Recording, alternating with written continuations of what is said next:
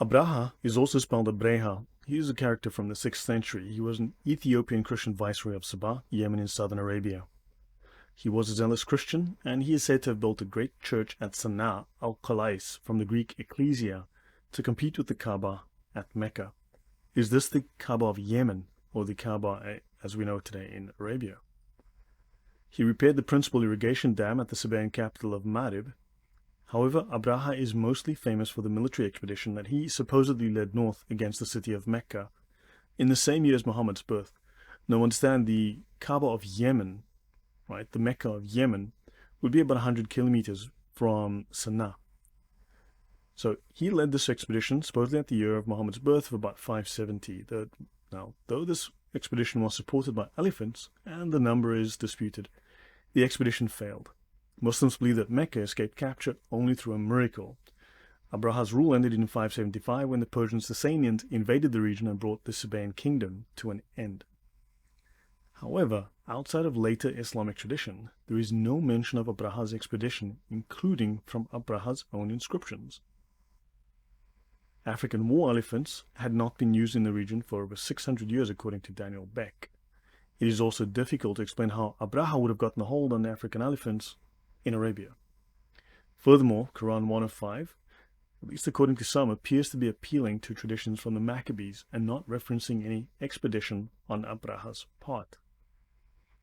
Let's look at what Islamic scholars have to say. Al-Badawi tells us, he went forth with his army, having with him a strong elephant named Mahmud and another she-elephant. So Abraha had 2 elephants. The number of elephants, according to the Muslim scholars, is, let's say, disputed. They can't quite seem to figure it out. Now, when he prepared to enter Mecca and he mobilized his army, the elephant arrived, and whenever they pointed it towards Mecca, it knelt down and remained there. Now, did you notice that the elephant is called Mahmud? Mahmud, of course, is a short version of Muhammad, like Bob for Robert, Bill for William, Mahmud for Muhammad. So the elephant, the white elephant, by the way, it's a white elephant, probably with armpits as white as Muhammad's armpits and the thigh as white as Muhammad's thigh. But this white elephant called Mahmud wouldn't walk towards Mecca. When they pointed Muhammad towards Yemen or any other direction, the elephant would trot away. So Allah Almighty sent birds. Now, Abraha's invasion and Muhammad's birth are often dated to a year equivalent to 570. But commentators, Islamic commentators, have no unanimity on the matter. They cannot come to an agreement. Qurtubi is representative in presenting sources that equate the year of the elephant with that of Muhammad's birth, which is fantastic. But he also, right, has sources that place Abraha's attack 23 years earlier, or 40 years earlier. So not 570, but as early as 530. That's 40 years before Muhammad was supposed to have been born. So they can't get their story straight. Western scholars like Noldecker, Lamens, and Bacher as well also point out major inconsistencies within the early Arabic sources and the contradictions between them. Now, let's continue. According to some of the histories, when the people of Mecca had fled the city, seeing the approach of Abraha's army, the lead elephant named Mahmud stopped and kneeled down, refusing to go further. The rest of the elephants would not go without the leader, so the whole formation came to a halt. So how many elephants? I thought it was just him and a female elephant. Apparently not. Muhammad was beaten and cajoled, but would not take one more step towards Mecca. Waqidi gives a tradition that there were 13 elephants with the army, besides this famous one called Muhammad. And the latter was the only one that escaped death from the shower of stones, of course, because it's named Muhammad. This, of course, goes against tradition on the issue. Right? The subject discusses the death of the entire army, but, okay, well, Waqidi adds that Abraha sent to Abyssinia, that's Ethiopia today, for the famous elephant Mahmud expressly to join this expedition. Okay? Now the lead elephant is a white elephant known as Mahmud, and is said to have stopped at the boundary around Mecca and refused to enter. Archaeological discoveries in South Arabia suggest that the year of the elephant may have been 569 or 568, as the Sasanian Empire overthrew the Aksumite-affiliated rulers in Yemen in 570. Now, according to Muhammad Assad, the surah does not describe birds literally carrying small rocks. Referencing al-Zamakhshari and Fakhr al-Din al-Radi, he states that the words used, namely the stones of Sijil, denote a writing. This is something written, something decreed by God. In this case, Allah. something that has been decreed by Allah. He further explains that this decree by Allah was a very sudden epidemic outbreak. Okay, yeah, so now it was a disease outbreak, which according to Ibn Ishaq caused fever called haspa and smallpox, judari. Okay, fever and smallpox, that's great. This, Assad concludes, points to the fact that the stone-hard blows of chastisement preordained were a sudden, virulent epidemic, due to the fact that the word for fever, haspa, primarily means pelting or smiting with stones, as according to the famous Arabic dictionary Al-Qamus by Firuzabadi. This is the Al-Qamus al-Muhit. This is the basis for Lane's lexicon, and of course it contains the word deen, which tells us that deen, which Islam called itself, is not a religion, but is a political system. The word ta'ir can denote any flying creature, whether bird or insect. So, okay, not a bird, not an insect. Is that a bird? Is that a plane? No, it's Superman. So understand there is no consistency at all within the Islamic sources. In a Shia hadith in Al-Kafi volume 1, Imam Ali was born in the 30th year of the elephant and died in age 40, that's after Hijrah. Now some scholars have placed the year of the elephant 1 to 2 decades earlier than 570, now looking at 560, 550, with a tradition attached to Ibn Shahab al-Sukhri in the words of Abdul Razak al-San'ani, placing it before the birth of Muhammad's father. That would be very early. That's probably around, what, 530 again? Now we're back way in history prior to the birth of Muhammad. Let's look at this interesting episode just here in War Elephants. I'll leave this here. You make up your own mind about it. Just as Muslims ascribed religious sensitivity to the elephants that refused to attack Mecca, so the Christians ascribed piety to some elephants visiting Byzantium or Constantinople. John of Ephesus wrote that the elephants raised their trunks and signed the cross whenever they passed a Christian church, to thank God for helping them in battle. One must wonder if the Mahouts taught the elephants some Christian sensibilities for the visit to Byzantium. So I believe this story comes well after the story of what happened in Mecca, but possibly it's just an embellishment and a legend, so not factual history at all. The word haram, al-Masjid al-Haram. So haram among the Bedouin, a sacred area around the shrine, a place where holy power manifests itself. It is the sacred territory of Mecca. Haram. Of course you have haram and halal. Haram, forbidden, right? The forbidden ground. Al-Haramain, two holy places, usually Mecca and Medina, but occasionally Jerusalem and Hebron. Okay, so Al-Haramain are the two holy places, Mecca and Medina, but they can also be Jerusalem and Hebron. Okay, that's fascinating. In Surah 4:125, in which Abraham is described as Hanif, it is stated in addition that Allah took him as a friend, Khalil, right? Hence the later designation of Hebron, the alleged burial place of Abraham, as Al-Khalil. Now, we have this here. It was not until the Hijrah that Muhammad, on the occasion of his controversy with the Jews, that's when the Jews told him to get lost because he was not a prophet in the line of Abraham, only then did he pronounce the Old Testament patriarch a Hanif and the first Muslim. So after Muhammad gets rejected, after Muhammad is told that he is not accepted as a prophet in the line of Abraham, then he makes the assertion, without evidence, that Abraham is a Hanif. Right? Hanif can be translated as upright. Allah is upright as well. And the first Muslim, and maintained that he, together with Ishmael, the ancestor of the Arabs, built the Kaaba. Now, of course, this is one of the major issues that is going to sink Islam. They cannot provide evidence for this. Abraham and the Kaaba, that story makes no sense. So, Abraham also introduced the ceremonies of the pilgrimage. Abraham, always according to Snook Hergronier, became only at this juncture the most important forerunner of the Arabian prophet. So this is when this story suddenly pops out. Muhammad makes up this story on the fly. So Islam is now able to claim to be the religion of pure monotheism, promulgated by Abraham, and thus it has priority over both Judaism, which is founded by Moses, and Christianity, founded by Jesus. While they've demoted Jesus, demoted Moses, now Abraham becomes the patriarch, and they are the original religion. Of course, Islam rejects, as we've discussed, rejects Christianity, rejects Judaism. It claims that they are following the religion of Abraham before he turned to the worship of Yahweh. And of course, ask any Muslim if they will say the Shahada in the name of Yahweh, if they'll say the Bismillah in the name of Yahweh, if they will pray in the name of Yahweh, if they will bless their food in the name of Yahweh, if they will do any ceremony in the name of Yahweh. They do not worship Yahweh. They will not. absolutely will not do it.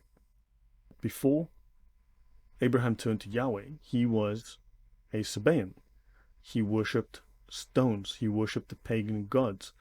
According to the Jewish chronicles, he was a Sabaean. Right? That's what I've covered this, or will cover this. No, I have covered this in the past. That he was a Sabaean. That's according to the Jews. So that meant that he was a moon worshipper. That meant that he was following the religion of Sabianism, which is the religion of Babylon. Now, Haramain is the dual form of Haram, meaning the two sanctuaries, and it is the traditional Islamic appellation of the two holiest cities of Islam, Mecca and Medina, but it also refers to, Jerusalem and Hebron. And Haram can also mean pyramid. So this takes us back to the Egyptian religion, oddly enough. Now, the Sufis, who are the highest echelon of scholar within Islam, they claim that they have maintained and have inherited the secrets of the secret schools of Egypt, the secret religions of Egypt, that they've inherited that knowledge, that they are the keepers of that knowledge. So preeminently, this refers to the pyramid of Cheops and Khephren. Right. These numbers always refer to the Encyclopedia of Islam. This is volume 3, page 173A. So columns A and B, so A on the left-hand side. Let's have a quick look at some Arabic grammar. The prefix mu. Mu, yeah, well, Islam.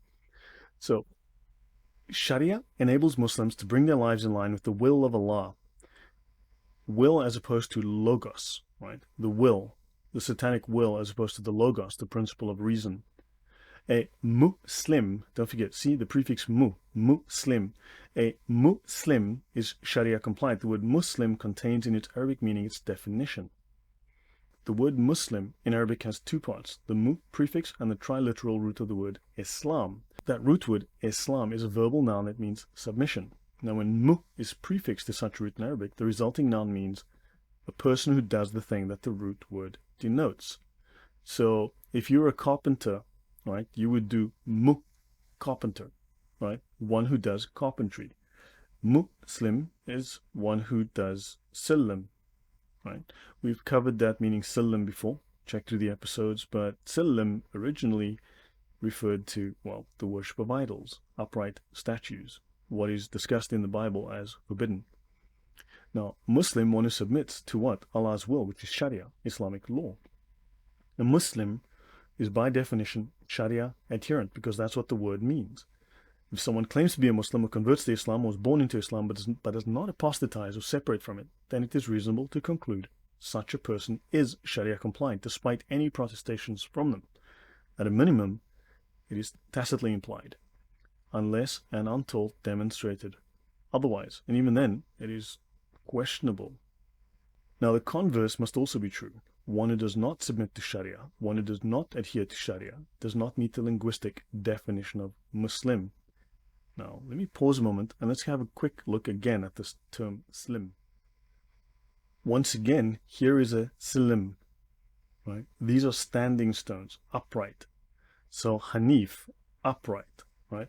Silim, graven idols and pillar statues from the Neolithic period. A silim is a graven idol, right? The Hanif, Abraham is said to be Hanif, Hanifan, Allah is Hanifan, upright. Well, upright statues, upright graven idols. See, graven idols, engraved. Here you go, graven idols, upright statues, pillar statues. So now we know what Silim is. These are 9,000-year-old Neolithic temples to graven idols. Without going into excessive detail, but this is coming up later in the presentation, notice the word Silim. It's the root of Islam, and it means graven idol. Thou shalt not make unto thee any graven image. That's in the 10 Commandments. Now, we are often told by Muslims that the Arabic Silim is salam or Islam, right? Submission. Now, it is a common Semitic word. It is found in Strong's H6754 and 5. It means image, it means heathen gods. It's discussed in 2 Kings 11:18, Amos 5:26, and Daniel 2:31. Now, look at this definition. Silim, the earliest known form, is in the name of Shalim, the ancient god of dusk of Ugarit, Canaan, Syria. It is Venus, the evening star, the offspring of El Watatirat, pagan gods.